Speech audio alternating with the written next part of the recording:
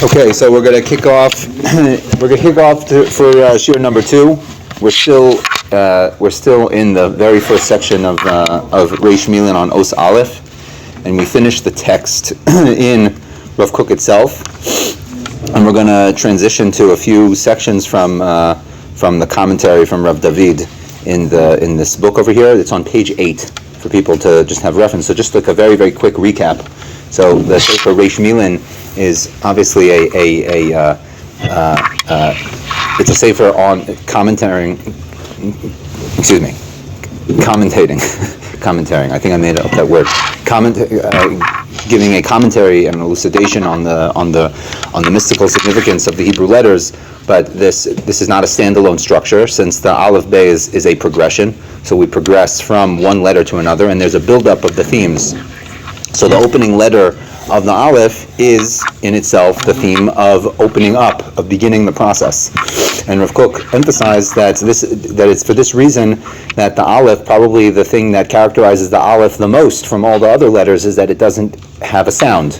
It doesn't have a sound. So, which is the idea that there's an absence of expression there. There's an absence of expression. Something can't be spoken out explicitly. So Rav Kook he categorizes this by the idea that the thing that is mikori, the thing that is most original and authentic to the self, is unable to be expressed. And he talks about that this falls into the dynamic of limud, of teaching, of articulate speech, and giving over thoughts to an other to be able to project something outward, which is already in an externalization. And we discussed how speech itself is a very powerful externalization where you lose a lot of the authenticity.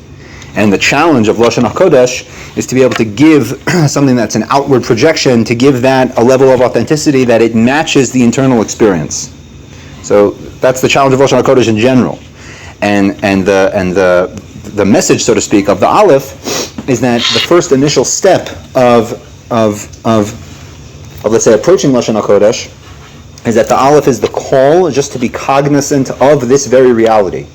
Namely, that there is an originality of internal experience that is fundamentally unable to be expressed, and we're now going to attempt to give an outward projection that can somehow be able to give over a little bit of that experience. That's all the Aleph is coming to say. Be aware of the dynamic, right? It's a call to action, or rather a call to awareness, let's say. Which is why the word Aleph itself, and this is a theme that we're going to come up across several times, that the letters in Lashon HaKodesh, they mean things. Right? So the word Aleph means something. What does it mean? Aleph means to instruct. It means to instruct. So the Aleph is the call to awareness that we're starting the journey of instruction, which is again the attempt to externalize and project outward a message, even though the internal experience is fundamentally not able to be spoken out. And I think if I recall correctly, we spoke about how this is this very theme of the difficulty of expressing something outward is the very reason why Moshe Rabbeinu was someone who had difficulty speaking. Right? The famous midrash equates that with an injury that he suffered early in childhood, but that very midrash is coming to highlight this theme, which is that Moshe is living in a space of consciousness where things cannot be expressed verbally. Things can't be expressed verbally, and it's part of Moshe's let's say character arc that he gains the tools to be able to speak and to articulate. And the last final point, just because this is important for the Perush, we're going to flesh this out a little bit more, that Rav Kook compares the experience of the authentic inner experience, right, contrasting that with projecting outward, with the limud, ma'aracha of limud, as he calls it, teaching outward. He equates that with right. It's the same thing as being awake versus being in a tardema, which I think someone last week said a good translation of tardema is like being in a coma. It's like a deep sleep where you're completely unresponsive. So the contrast of consciousness of the inner experience and the attempt to project something outward is the same difference as being awake and being in a coma. It's like that far apart. And people can be conscious of this, by the way. This is something that I was thinking about after we ended last time, that people can be aware of this, that as they start being a little bit, let's say, overly verbose, like you're talking too much, basically, right? People start speaking too much. You can start being aware of an externalization of your consciousness. You're no longer being authentic. You're no longer coming from an authentic place. If you speak too much, you start drifting outward. And it's very, very difficult to maintain a constant stream of speech and really, really remain authentic. It's very, very difficult. Right? It's a challenge. It's the very challenge of Lashon HaKodesh. But it is this experience that highlights being awake versus being in a coma. It's literally that contrast. You start to drift away. So this is a theme that he's going to flesh out now, and it's actually worth highlighting because this is one of the rare instances where he brings an entire section, as you'll see on page 8. He brings an entire section in the footnote, the source material for Rav Kook.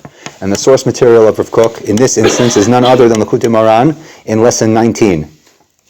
So we'll get there in a moment. So beginning on the top of page 8. Wait, is that different than other languages? What? This difficulty of. I don't think. No, I think it's just a phenomenon of speech itself, regardless of whatever language you're speaking. This is one of the characteristics of speech itself. That because it's an externalization, so you can get caught up in the very dynamic of externalization, and your mind becomes externalized, meaning it becomes removed from the authentic self. And this is why it's annoying to listen to people who are speaking too much. It's not just annoying. No, it's not just annoying because it's taking your time and you want to move on to the next thing already. That would be one level of annoying. But it's annoying inherently because you know that it's starting to become fake and superficial. Right? We sense this. Tov. So the beginning of page 8. Ha'alef ka'os rishona. The aleph coming as the first letter. Ha'os aleph hi ha'os rishona. V'lachein hi ha'moreres al ha'reishis. Right, as Rav Kook said himself, right, it awakens us to the theme of beginnings. Reishis doesn't even mean beginning, right? There's two words in Lashon HaKodesh for beginning. I forget if we mentioned this before. Beginning, one is hatchala, beginning, right, and one is reishis. So what's the difference between hatchala and reishis? Hatchala means you have a sequence of things. You have the first domino, the second domino, the third domino. So the first domino is the hatchala, it's the beginning. But the first domino doesn't create the second domino. It happens to be that they're in a row. So you have the first, second, third. But Reishis means that the first thing, it's creating the second thing. That's the difference. That's why we have Bereshis, right? In the beginning, it started generating, right, all of creation. So it is the generator. Aleph is the generator of the rest of the letters. Ha'alef meir banu es hamachshava shel hareishis. This is a quote from Rav Kook itself, from the text that we read. Ha'aschala ha'keduma, right? The eternal or the primordial, perhaps, the primordial beginning. Right? The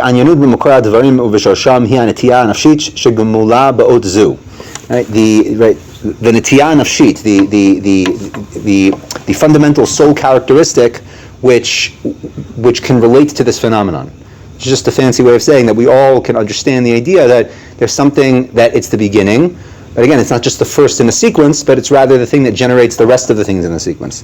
Harishis eina yitzira shel ha'adam el hi kodma lo, which is an interesting idea. That the reshit inherently is not something that the person decides upon, but rather it precedes him. It precedes him. A very easy way of making contact with this is that we sometimes have messages that come from our conscience. Right? So sometimes our conscience says, it's a good thing that you did, or you walk away and sometimes says it's not such a good thing that you did. So if the conscience was just you, then okay, you can turn off the conscience. You could tell it, oh, stop saying that. I'm not interested in listening to that right now. But clearly it's not. Clearly there's something in your own mind that precedes the you, that precedes the conscious ego. Right? There's something there that precedes the you. Yeah. So this reishis is actually before. Right, it's the part of consciousness that is actually before the self, the consciousness of self. Hi mesamelet et harayon hapnimi she'eino mevuta, or how Rav Kook puts it. Again, a quote from the text of Rav Kook. It is the internal concept that is not able to be articulated. Ba'atid ha'geuli, in the redemptive state that we're trying to get to. Lo yizdakek ha'adam lilmod dvarim she'einam betocho. A person will not find it necessary to study things that are already inside of him. V'hu yeda et hakol mibifnim. He will know everything from within. And this is the pasuk that we quoted, right, from Yirmiyahu, or that Rav Kook quoted rather, right? That no one will have the need to learn about God. This is in Perek Yirmiyahu, right, in Perek Lamed Aleph. It said that no one will need to teach his friend about God, ki kulam yedu osi, because all of them will know me. They won't need to be lomed, they won't need to learn, ki kulam yedu, they will already know. They'll know it internally. There'll be a general awareness and understanding. Klomar hanochachut shel hareshit, the awareness of this beginning, goremet la'adam lirtzot lilmod. It causes him also to want to learn more, to want to have more discovery. V'limudo hi itkarvut michitzoniut lepnimiyut hagnuza. And this calling is actually it's a sort of retreat from the chitzoniut, from the externalization, to the internalization. B'pnimiyut zu hi mekorit la'adam v'hi hakara pnimit ishit. It is a very powerful and intimate self-recognition. Halimud haruchani shenoveh meha'alef hu limud derech hakeshev hapnimi. Right? It is a type of study that is not, right, it's not opening up the ears to hear from outside, but it's rather an inward listening to hear from within. This is the first step. This is the very first step of learning. So that's the Aleph as it appears as the first letter. The second point that he highlights is ulpan v'limud, right, highlighting this idea, right, of study as already an externalized thing, that we're trying to talk about things in a technical manner where we don't have resonance, like we don't have the internal resonance yet, and all we can do is talk about things. This is where he's going to bring the quote from Rav Kook, from Rabbi Nachman rather, and I think it's actually worth reading the entire section inside, even though this might take some time, but it's really, really worth it because it's just incredible. Here we're going to the literal translation of the word Aleph, meaning there's a word Aleph, which means, again, to teach. We discussed how it appears in different psukim in the Torah, or in the Ksuvim rather, right, in Mishlei in particular. Makom limud nikra ba'aramit ulpan. As Rav Kook highlighted, that limud, right, the Aramaic word for learning, is ulpan. Ha'ulpan zu tirgum ha'limud. That's a quote from Rav Kook.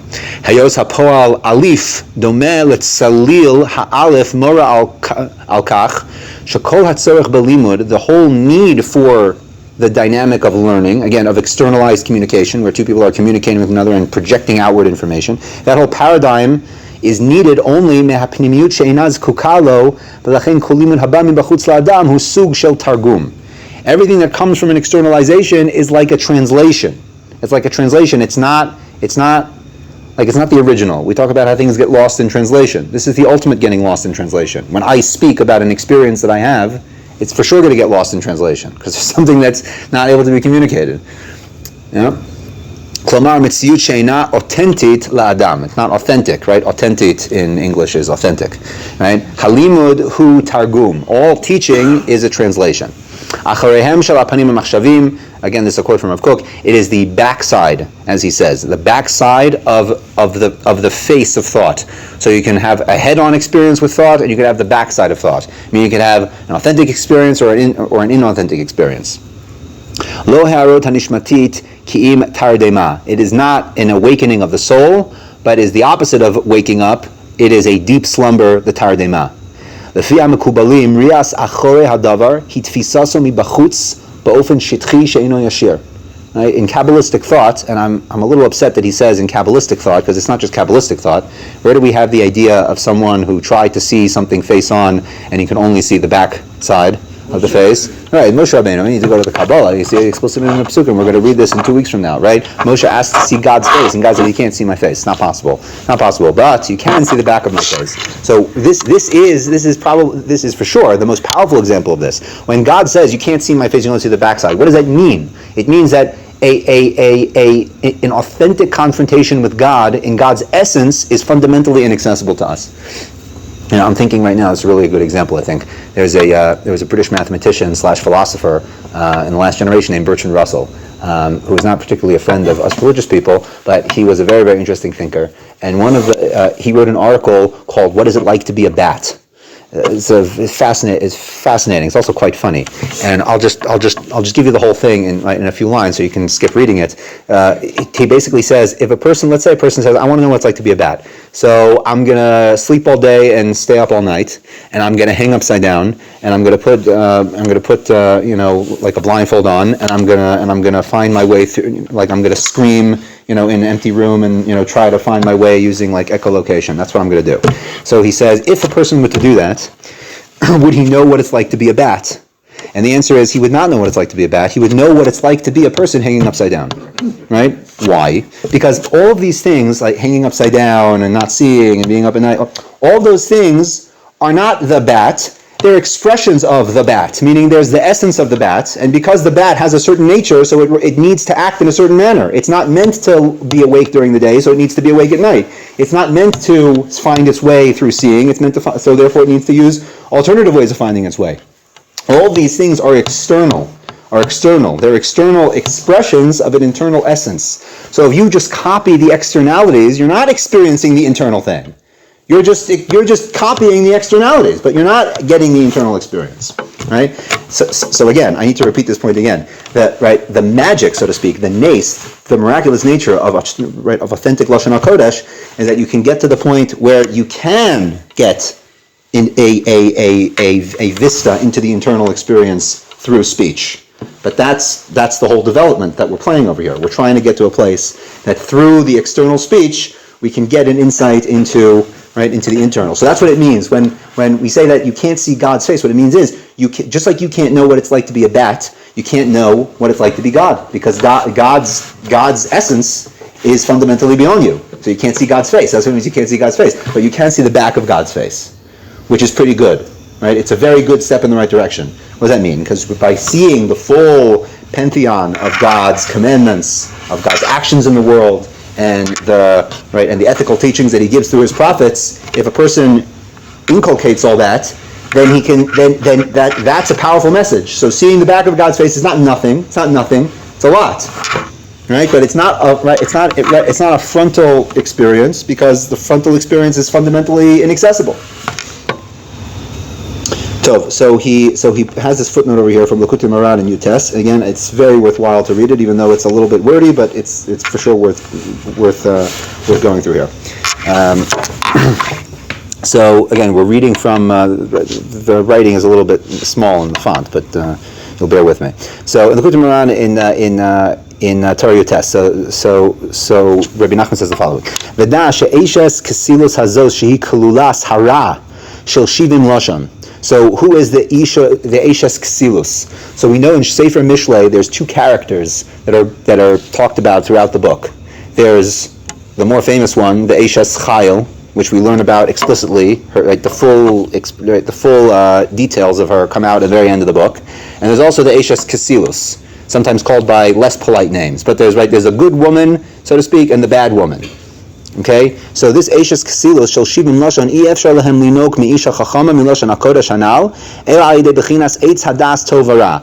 There's no way for the let's say the paradigm of this Eishes Kesilos, of the foolish woman, without first contact with the eitz hadas.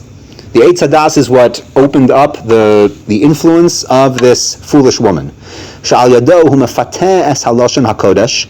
That through this it coerces the holy tongue, umatil ba zohama, and infects it.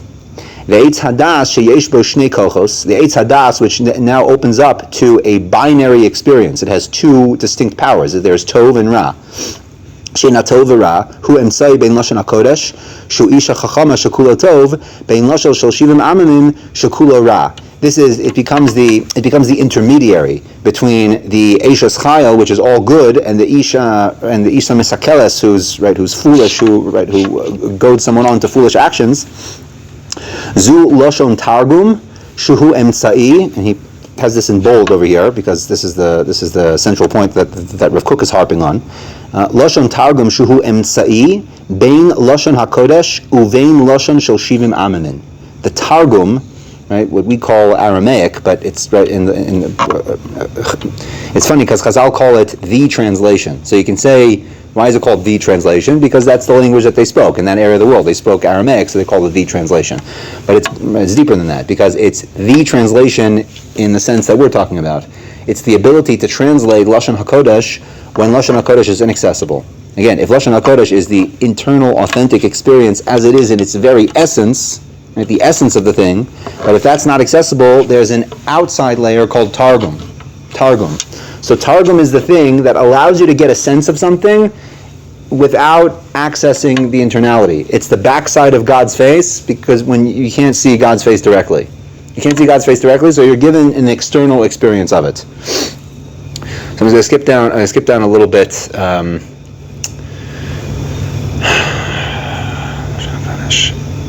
if you see the line that starts with Sham Mis-Orin, it's about 6 lines down from where we started from. So that line starts with Sham Mis-Orin. So a few, like 3 or 4 words into that line, it says V'ikar binyana ushleimu shalosh hakodesh, the ability to build up the holy speech. Again, what's the holy speech? The holy speech is the ability to grasp the essence of the thing through speech. That's Lashon HaKodesh. Eino ela al yedei shemapilin hara shel hatargum umalin es hatov shel hatargum. There's a, right, we said that the targum is a function of the Eitz Hadas Tov Hara. There is the ability for bad and there's the ability for good. What's the ability for bad? What's the potential for bad? So it's like we talked about in the beginning of our conversation, that there's an externalizing effect from talking. If a person talks too much, they can feel their consciousness drifting away just into the wordiness of whatever it is they're saying. They're drifting further and further away from the essence of the thing. But there's also the potential for good, which is what? That someone can say something that strikes a chord with you, and then that triggers an internal awareness. That's the potential for good. So with the Targum, with this translation, so to speak, there's a potential for bad that it can take you away from the essence of the thing, and there's the potential for good that it can take you closer to the essence of the thing. Lavan ha'arami, shuhu arami oved avi. Okay, we can skip that line. It's going to the archetypical significance of Lavan as a character. So let's just skip that for now. You go to the next line in bold. It says Vayapel Hashem Elokim Tardema, that God put upon him, Adam, a tardema, a deep slumber. Mispar targum. Tardema is the same numerical equivalent as targum. That deep sleep. Okay? And later on he connects this also, right? Sleep being the paradigm of a chalom, and he quotes from the Talmud in Masechet Brachot that says a dream is 1/60th of prophecy. Meaning we dream when we're sleeping. When we're in this unconscious state, we can have a glimpse into prophecy. Again, prophecy being the more authentic experience of the thing, we can have a glimpse into that. So what is this all saying? Just to wrap up this right in a summarized way. Speech is a double-edged sword. Speech can either bring you into the externalized consciousness, it can bring you further and further away from the essence of the thing. You're just adding more and more words that just are more and more confusing, more and more externalizing. Or it can bring you inward. It can draw you closer. It can give you that initial insight that causes you to be self-aware. Yeah, so that's the chalom, the dream that takes place in the tardema, in the slumber. That's 1/60th of prophecy. It's a small taste. Why 1/60th, by the way? This is just interesting to insert. Why 1/60th? What's the significance of that ratio? Where does 1 out of 60 come out of? What? Batal b'shishim, exactly. So the idea of batal b'shishim is that it's just barely discernible. That's what that means. So a chalom, right, there's just a barely discernible experience of prophecy in that experience. Yeah, it could be mixed in with a lot of other shtuyot, right? but within the experience, there's a small insight into something. So it's the same thing with words. The same thing with language itself. Language is the tardema. It's the slumber. It's the ultimate externalization. But hopefully, if we're at least trying to pay attention, it can give us the spark of insight that can bring us back to authenticity. So that's basically the source material for what Rav Kook said about this and where he gets it from Rabbi Nachman. Which I thought was very worth quoting.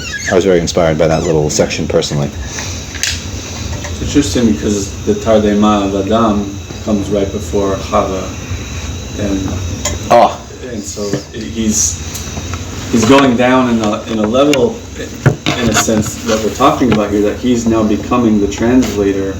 He's going to have somebody to speak with, another human.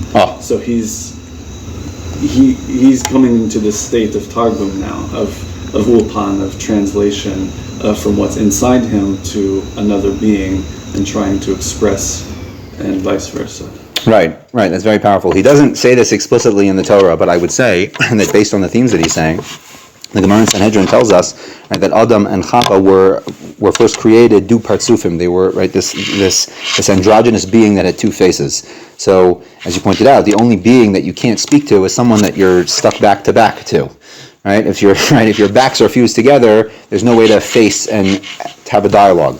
So the descent into Tardema is again the descent into externalized communication. It's moving away from the authentic. Okay, the descent into the externalized communication was the ability to define the other outside of you, because there is a necessity to identify the other.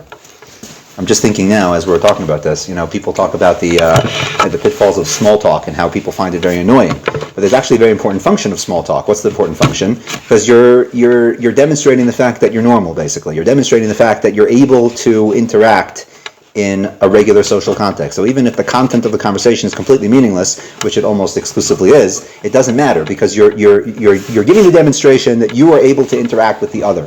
So that's like the baseline function of speech, right? Just to be able to show that you have the ability to step out of yourself. So the tardema here, the first tardema that we find is, like you said, it's the very first experience of other, that now Chava experiences the masculine side and Adam experiences the feminine side, and they can now have like this dialogue. So it's the tardema, it's the going into externalization for the purposes of really connecting to the internal experience. Yeah, fascinating. There's also hints of the lack of authentic communication between Adam and Chava. In other words, he exaggerated to her. Also, he didn't. There you go. Also, he didn't obviously communicate something which led her. So in light of this, you could say that they floated too far away in the externalizing effect of speech. Meaning, instead of using the speech as a way of connecting in an authentic way, they used it as a means of drifting apart. Yeah. And then Chava rambles on with what she says to the snake. Meaning she added words, right? Right. So she didn't have a full authentic retelling. That in and of itself was triggered by Adam adding on, because she said, like, don't even touch it, right? That was like the first adding on. So because of that first adding on, so it caused her adding on, and then things spiral out of control. Yeah, very powerful. So he adds a few interesting insights over here, which are really just bullet points. We could just say this outside. He's quoting. I think we mentioned this in the first shir, that a very important source for Rav Kook throughout the entire book is one particular shar of Pardes Rimonim of the Ramak of Moshe Cordovero, which the Pardes Rimonim was really the magnum opus of Moshe Cordovero, who was basically the undisputed Kabbalistic teacher and master in Tzfat before the Arizal. The legend has it that he died perhaps on the day that the Arizal came to Tzfat or shortly afterwards. But he has a Shar Chav Zion of Pardes Rimonim where he goes into depths about the Kabbalistic significance of the letters, and the book Reish Milan is not based solely on Shar Chav Zion of Pardes Rimonim, but almost every letter draws something from it. So he just pulls a quote from Pardes Rimonim over here just to show you how Rav Kook is basing himself on this. He says, "Ve'efshar lios lashon limud k'mo va'alefcha chachma," that it could be that the word aleph is being pulled from the pasuk in Mishlei, "Aleph Rabina, I will teach you wisdom, kihi me'achachma hanavim hamar lahem ha'atzilus ha'elyon," because this is the opening, this is the signal of the prophets to start paying attention so that they can receive the chachma from above. So again, it's this idea that the aleph is like the call to attention, because it's not speaking on anything yet, right? It's not. There's no enunciation in the aleph. The aleph is silent. This is actually worth highlighting this last section. So if you see, there's like 4 bullet points at the end of page 9. So he says, right, because Rav Kook talked about the four areas of cognition. He called it Hayigayon HaKhatum. The first stage is the cognition which is sealed. Okay, so he says Makbil la'al muda hakamus habilti nir'eh. This is like the subconscious. We talk about today, the subconscious, there's all types of activities that are going on in your mind that you're just not aware of. Thank God you're not aware of them, because it would be too much for you to think about all the time. We have the brain is primarily a filtering device. There's a lot of things going on in this room that you're totally not paying attention about because you want to pay attention to a very narrow range of things. So there's the subconscious, that's the Higayon HaChatum. Okay, Higayon HaMachshavi, second layer out is conscious thought. So he says it's Makbil l'shtei tzurot HaChashiva Hamudaut Chachma Ubina. This is paralleling the 2 primary dimensions of thought, left brain and right brain, which is Chachma and Bina. Chachma is the thing that experiences anything as wholes, and Bina is things that experiences things as parts. That's not the subject. We're going to get to that, B'ezrat Hashem, but it's not the subject of this conversation. The Chachma Machshavi, right? The thing that we need to know for now is that this domain of thought is already getting into conscious thought, which are the 2 lobes of the brain, wholes and parts. Hayigona miluli, cognition in speech, articulated cognition. Makbil olam habitoy v'haregesh, expression, right? This is all also about emotional intelligence, about being aware of a person's feelings, right? As stereotypical as that would sound, but the awareness of one's feelings and the ability to express them normally, right, is an area of cognition in and of itself. And Hayigona nishma, the area of being able to take in information, heard information, makbil laguf hamekabel uleolam ha'asiyah. That's actually talking about sensory and tactile learning, experiencing by touching. Like today, I remember reading a book when I first entered college. They gave us all like a course about different learning methods. They say some people like learning by reading, some people learning visually, and some people learning tactile. So it could be that you're good at in this area, the tactile and the visual, and you're not good at the auditory. So you can overlap them. As you're learning the thing, have like an object in front of you that's related to the material that you're learning that you can feel around with your hands. It'll help you remember the information more, right? So this area of cognition is the tactile or sensory area of cognition, which is an area of cognition in and of itself. Wait, any old item, or is it like something related? Like I can't. This is outside my area of expertise. They said that it should be something ideally related to what it is that you're doing. Even the holding the book itself, like holding a book. You good, Evandra? Holding the book itself as opposed to reading on the computer, it can help you with that. Tov. So we can. Want some water, Evandra? Okay.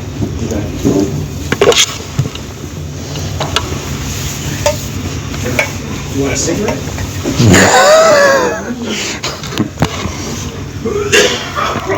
I'll press pause just for a moment so we can get it.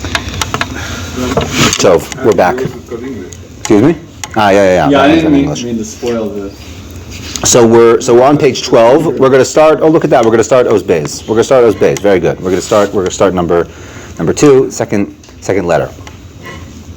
This is on page 12. Page 12. So just before we start, I think a good introductory source to the idea of the Beis is that Chazal talk about how the letter Beis, there was a whole machlokas, a whole argument between the different letters of the alphabet, which letter would get to be the first letter in the Torah. And the letter Beis won the argument. They let him be the first one. So the Maharal in Tiferes Yisrael, he explains how the Beis in and of itself is the very beginnings of things that we're able to experience, which dovetails very, very well with what Rav Kook is saying. The Aleph, even though it's the beginning, it's the beginning in one sense, but it's really not the beginning because it can't really. There's nothing there. There's no expression. There's no bitui. The Aleph is silent. So the beginning, from this perspective, all it is the call to awareness. Right? It's kind of like I don't want to get too into the Kabbalistic jargon, but people are probably familiar that the Sephardic table, right? Sometimes it's constructed, right, with Chachma, Bina, and Das, right, the 3 areas of cognition in the beginning, and then it goes down into the emotional elements. And sometimes you see it constructed with Keser being in the beginning, and then just Chachma and Bina, and then skipping to the emotional elements. So what's the difference between these 2 constructs, right? Because one construct that starts with Chachma, Bina, and Das is talking about when cognition is already, right, the gears of the mind are already turning, so to speak. The other construct that begins with Keser is talking about something that's precognition, right? What we would call the domain of the will. Okay, the domain of the will isn't a cognitive thing. It's there even before cognition starts. So it's the same dynamic over here. From one perspective, yes, Aleph is the beginning because it's the first letter. But from another perspective, it's really not the beginning because there's nothing there. It's not expressing itself. It's just the call to awareness. So Beis, in this sense, is really the beginning. Beis is the beginning, because Beis is the first thing that's like speaking, right? It has a message. Well, yes, it's the very beginnings of expression. And for this reason, Beis is the first letter of the Torah, or that's one of the deep ideas that is being expressed in the fact that Beis is the first letter of the Torah. So says Rav Kook, Beis achrei sheyesh tochen sheyesh natsura rashit. After there now becomes content, tochen. When the reshit is given form, Harei kan tiferes adam lasheves bayis. The splendor of the man is now allowed to dwell within the house. Lasheves bias. Now, if we pay attention, right, bias is literally the way that Beis is spelled. Right? The second letter of the alphabet is spelled Bet Yud Tuf, which is a house. So Tzrichim Kvar La'achin Beis Kibul El Hatsuras HaMizhavos. It's very interesting. He points out that in Lashon HaKodesh, any receptacle is called a bias, called a house. We think of a house as the structure that you live in, but more generically, a bias means any receptacle at all. Which is why you have in Lashon HaKodesh Beit Kibul. Beit Kibul means a receptacle. That's what it means. El Hamon Hachil Haba B'Shotef. You need to create this receptacle for all of the content that is bursting forth in order to contain it. Hasichuch, the tension. V'ha'atima hapoalim shelo tofia ha'ora b'shifata hatzurit, that the light of Shefa will not appear in its original form, hamufshata, in its abstract original form. Heim hagormim lachomer sheyibaneh. That is the trigger for the material, the chomer, that it should be built. So let's try to say that in simpler terms. The awareness that there's going to be content that needs a place to be applied triggers the need to build a concrete vessel for it. Right, to bring that down more practically, if a person is aware of the potentiality that he has, so he said, okay, there's potentiality, now I need some vessel that I'm going to use to carry out the potentiality. Potentiality without a vessel, without tools that can contain the potentiality, is completely useless. So the bait, or the bayit, the house, the beit kibul, the receptacle, is already the second stage of preparing the material substrate to carry or be the place that the content, the tochen as he calls it, is going to manifest itself. Shibanet lebeit kibul sagnoni v'tachsisi she'it konen, that it will prepare itself. The beit kibul, the vessel, the receptacle, will prepare itself. Wait, so the base is a preparation for expression? The base is the vessel, is the tool, creating the proper tool for the type of expression that you want. Okay. That's what he's saying so far. Okay? Betichato shel habeis einana mul ha'alef. The opening of the base, as you can see in its form, is not facing the aleph. If we're going in the progression if we're going from right to left, so the aleph is on the right side, the base comes next on the left side, so the opening of the base is not facing the aleph, but it's facing the left. The aleph is open on all sides. Right, that's true. There is no opening because it's open, or it's all open. Right, that's true. So the base is already closed, it's already in the form of the base itself. It's alluding to the fact that it's becoming more structured and more rigid. Right, that's an interesting point. And it has one opening. And what's the opening? It's not an opening facing towards the aleph, but it's facing the other way. What's the significance of that? L'umat hatzura hamufshetet hakolelet kol bikirba. Right, it's not facing the abstract potentiality that all is contained within it, meaning the aleph. It's not facing the aleph. Okay, ki'im l'umat harachush haba. Rather, it's facing the assets. That's what he calls it, literally, the assets that are about to come. Meaning, it's facing towards the future. It knows, okay, there's going to be more content coming, so we need to prepare a receptacle for the content that's coming. Okay, hamugbal al kolpanim be'eza muvan. It is structured, and what's mugbal? Mugbal is limited or given parameters. Right? It is given these hagbalot, these parameters. Ad kedei liikanes b'tiur v'cheshbon, so that it can be now already described and brought into calculation. Avot v'chazakotein hamechitzot hachotzetzot. They are very thick, the barriers, the mechitzot that block l'umat hamal v'hatachat, the above and the below. Okay, the base, again, it's good that they have a picture over here so you can just follow along with what he's talking about. The top and the bottom of the base, right, the way that the base is written, the top and the bottom are very thick. The thing that connects them is a thin line, but the top and the bottom are very thick. They're very thick partitions. Mimal l'chol gvul harei hatofa'a haromema shruya below gvul u'meitzar. Right? Why is that? Because above, it wants to cut itself off to an extent from the lofty, which is above, which has no boundaries at all. The lofty above has no boundaries. Right? Right? Above all boundary is the same as below all boundary. Why is that? Very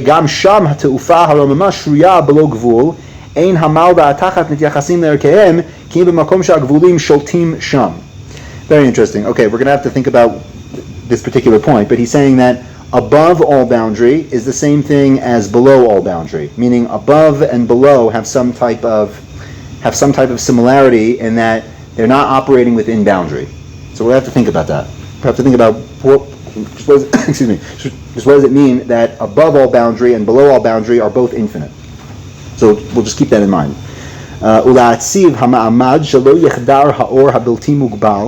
In order to ensure, why are these partitions very thick? In order to ensure that the light that is not mugbal, that is infinite, okay, will not, let's say, puncture through, be tashtesh et kol hatzurot, and undermine all the different forms. Because once the infinite comes in, so all the forms are undermined. Ha'ofyanut hamugbelet, it will undermine its mugbal nature. It wants to stay mugbal. It wants to stay concrete and finite. Lezet tzarich mashehu lemala mikol tzior chatziva chazaka kemin ma'aziva. For this reason, they need thick partitions, like a ma'aziva, like a roof. Like a roof is very, very thick because you're trying to keep everything out. You make the roof thick to keep things out. So that's the base. The base is keeping everything out, just like a house. It's meant to keep the elements out. It's meant to keep other things out, people that you don't want coming in. You want to make sure that they don't come in. So the walls are thick to the extent that you want to keep things out. Onam, gam lahagbil et hagvul mitztadav hinenu asukim. We're also interested in guarding things from coming from the sides. So first thing that he's talking about guarding is guarding from the bottom and the top, which he relates to as the energy of the infinite. We want to keep the energy of the infinite out because we want to be able to maintain some concrete characteristic. So that's the idea of the bottom and the top partition. The bottom and the top partition of the base is keeping out the energy of the infinite. But there's another consideration, which is keeping things from coming from the side, the horizontal movement. We want to also keep that in a measured fashion. Emetu sheponehu hatochen hamagbil et hagvulim lahamon harav shel hagvulim. We are facing forward toward all the different types of the nigbalim, all the different types of compartmentalized things. What is he referring? What's all the different compartmentalized things? All the letters that are about to come. All the different letters are all the different compartmentalized things. So we're open to receiving them, right? That's the base, that it's open to the rest of the letters. Asher shatfu v'yavo keshetef mayim, that will eventually come like a rushing waterfall, like they're all going to come. Okay? Aval lo kol hanigbal mitgaleh b'tzura ha'yavatit. But not all of the mugbal things, of the concretized things, are going to come immediately right now in the current state of things. Meaning, there's going to be a gradational progression. There's going to be one after another in a gradational flow. Hatziyur asher yishaer b'ta'aluma, the form that will remain in a secret or covered over state, ba'omek hadmama, in the depths of silence. Ra'ui lo lihitakev al yedei mesifas. It is appropriate that it should be kept out through a mesifas. What's a mesifas? It's a very archaic Hebrew word, which means like a thin fence. And if you have like a garden, you don't have like a brick wall with giving structure to a garden. You have like a fence that you can kind of see through. It's a misifas, right? It's a Greek word, if I'm not mistaken. Very archaic Hebrew word, which means like a small, thin partition. Mechitzad daka. There you go. He gives the translation. Mechitzad daka, a thin partition. Mibli lachdor el hagvulim hatzrichim litztaer uligalot. Without allowing the puncturing of the different partitions. Lo mimal v'lo mitachat l'chol hamugbalim. Not allowing anything to penetrate from above and from below. Hu hatochen hamit'alem ba'omek hasod ha'avayati. This is the tochen, the content, which is hidden in the depths of the secret of being itself. Very, very very, very powerful language. We'll get to it, I promise. Mitzido ubedargato shel kol hamitavehu omeid. It stands on the side of all the things coming into being, aval me'ukavhu, but it is held back, begeder shel shoshanim ma'akvo milifrot spratzot. And a small, gentle partition is keeping it at bay. Bitnecha aremat chitim, it's quoting the pasuk from the Shir Hashirim, right? That your stomach is like the aremat chitim, it's like the basket of wheat. Suga b'shoshanim, which is partitioned with roses. It's talking about the idea of a partition that's very gentle, meaning it's not like an iron fence or a concrete wall. It's a very nice, pleasant fence. It's like a weaved basket with roses there, like it's pleasant. Okay, it's giving, on the one hand, it's giving the message, you're welcome to come, but on the other hand, there is a boundary. So it's like a boundary, but that's also open for things to come in. Mechitzat habayit hayamanit daka. The mechitza of the bayit on the right side is very thin. Okay, which again, if you look at the bays, we have two thick partitions on the top and on the bottom, which again, Rav Kook is saying that they are to keep the energy of the infinite out. Because once the energy of the infinite comes in, so the whole paradigm of concrete compartmentalized things is destroyed. So we have to keep infinitude out completely. But the other side of the bays, the right side of the bays, has a thin partition. What does that mean? It means that we're willing to let things come in their right time, but we want things to come in a gradational way. We don't want things to come in like the strong waterfall, like he puts it over here so nicely. We want things to come in a gradational way. Okay, so let's go in and try to make sense of some of these things. So this is like very, very, very, very flowery language. Let's just start off with the first section of the Biur. This is on page 13. Bayit v'kelim. So the idea of the house and the vessel, as he explained to us already, that the very word bayit, in its particular sense, means a house, but in a more general sense, a bayit means a receptacle. It means a receptacle in and of itself. So tsurataha visualit, the actual structure, the visual structure of the letter bays, hu can mean bayit migurim. It looks kind of like a house, because it has the floor and it has the roof, and it has at least one side. Okay, habeit mored tochen makbil kabayit l'shevet ha'adam. It looks like a house that is structured in order for someone to live inside. Habayit mesamel kli kibul, or habeit rather, right? The letter bet. It symbolizes a receptacle for receiving. V'hachala. I don't know the difference between kibul and hachala. Hachala contained within, something like that.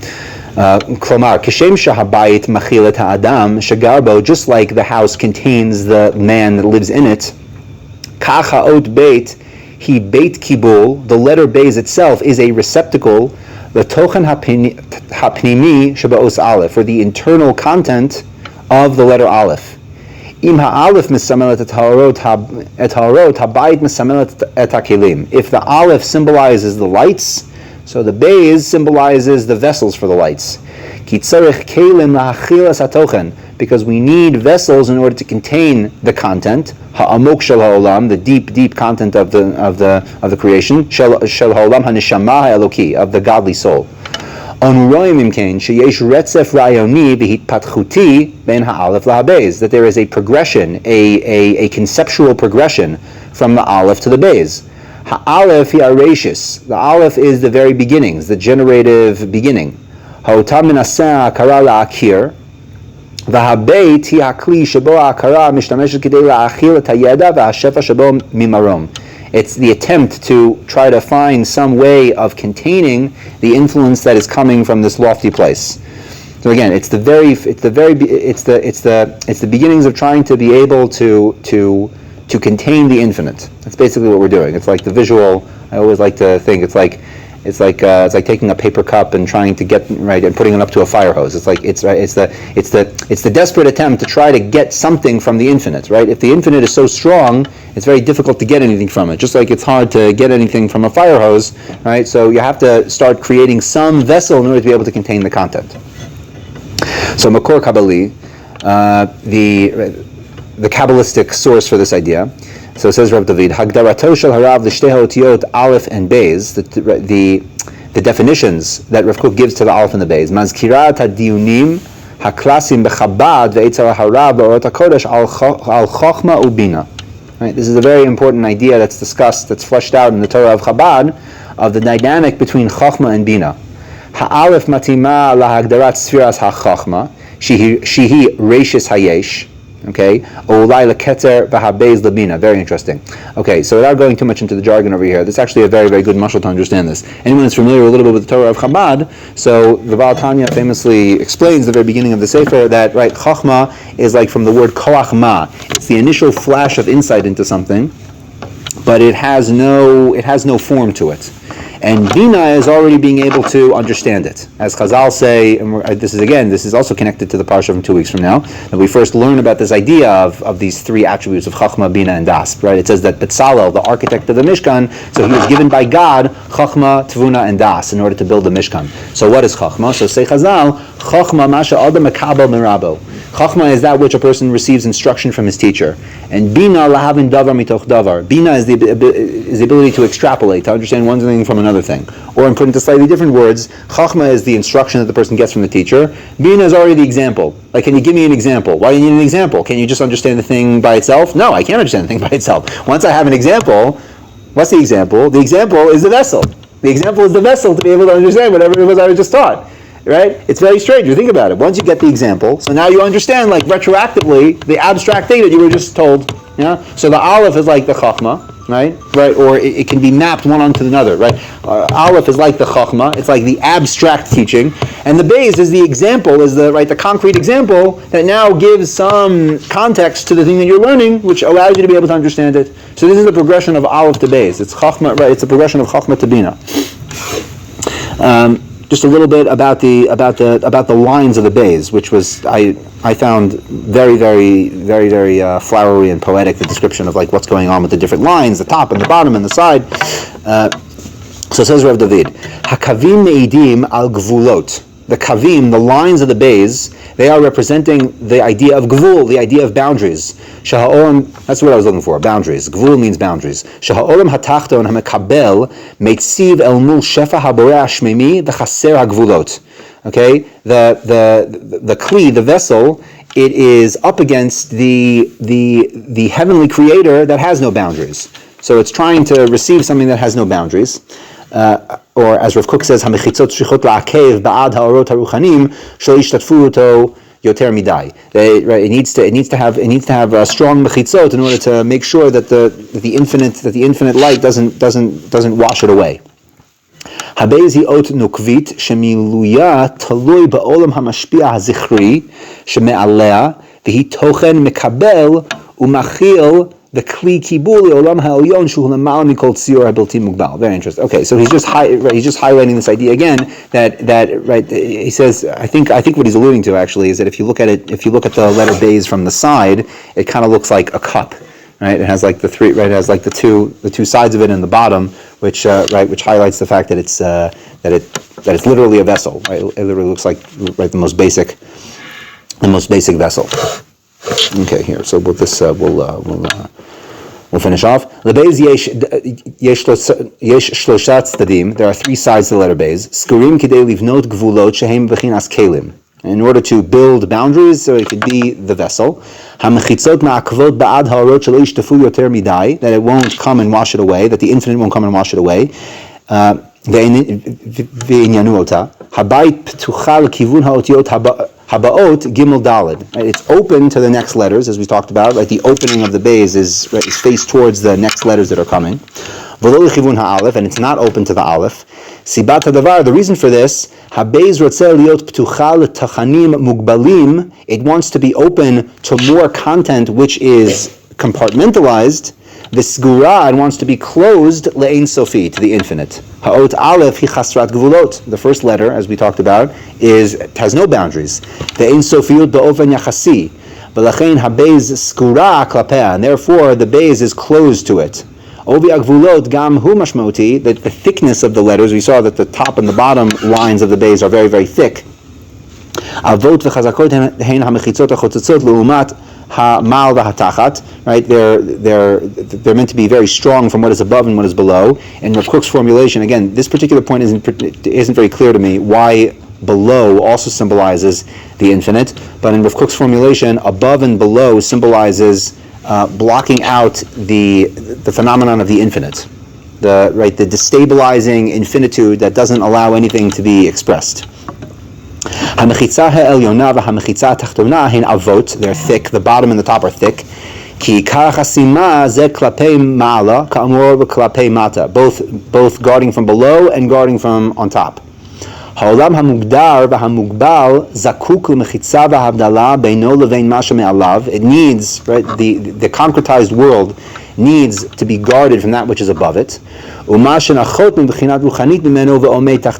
interesting. Okay, so he wants to say that what Rav Kook is referring to when he says it's guarding from below means to guard it from influences that are below it, to guard things that want to undermine it. So on the one end, we have to be guarded from on top of the infinitude, things that are so chaotic and intense that they would undermine our very existence. It's like it's too much for us to handle. So that's the guarding from on top. And the guarding from below is influences that are below us that want to undermine us from the opposite direction. They want to undermine us, right, to bring us lower than the level that we are. Okay, so that's the lower and the top. I didn't exactly get that from what Rav Kook wrote, but that's how he's interpreting it. I think that's a fair interpretation. Just one more thing. I'm just going to skip all the way to the bottom over here since we're kind of out of time, but it's worth highlighting this. והיא מרמזת על מימד ומדרגה שמסויגת ומגבילה על ידי שושנה משמשת כגדר חיה יפה. Okay, he takes the pasuk from Shir Hashirim, which alludes to this fence, but the fence is very pleasant. It's kind of like a lattice work fence with like roses in it. It's a very pretty fence, right? So very interesting. So he says that this is like the walls of a cell. And if you know the walls of a cell, they're semi-permeable. The walls of the cell are designed to let some things in and to not let other things in. If they let everything in, then the cell would die. And if they didn't let anything in, the cell would also die because it needs to let in things that it needs in order for its survival. Like exactly, the membrane. Yeah, it's a semi-permeable membrane. I think that's the technical term in biology, right? In biochemistry. Right, it's a semi-permeable membrane. Exactly. So the membrane that's guarding from the infinite on top, and the membrane that's guarding from the influences below that want to pull us down and make us lower than we are, those have to be thick and uncompromising. We can't let the infinite in because we want to stay finite. We want to stay concrete. We can't let the influences in from the bottom because that will bring us down lower than we are now. Like we want to stay at the level that we're on. So those need to be like hard boundaries. But things that are coming from the side, okay, so we want to be able to let them in, meaning other content, the other letters that are going to come in, so we want to be open to them. On the one hand, we're not going to take in everything. It's a semi-permeable membrane. It's something that will let certain things in, and some things will keep other things out. Right?